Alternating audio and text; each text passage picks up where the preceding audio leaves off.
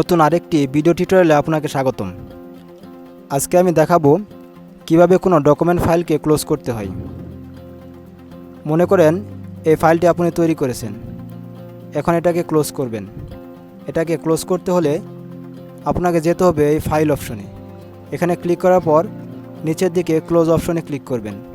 তারপর দেখবেন এখানে সেভ লেখা আছে। যদি সেভ করতে চান তাহলে সেভ করবেন, আর যদি সেভ না করতে চান তাহলে ডন্ট সেভে ক্লিক করবেন। আশা করি বিষয়টি বুঝতে পেরেছেন। তারপর যদি কেউ না বুঝে থাকেন তাহলে নিচের কমেন্ট বক্সে আমাকে জানাবেন, আমি আপনাকে বুঝিয়ে দিব। আজকের ভিডিও টিউটোরিয়ালটি এ পর্যন্তই। খোদা হাফেজ।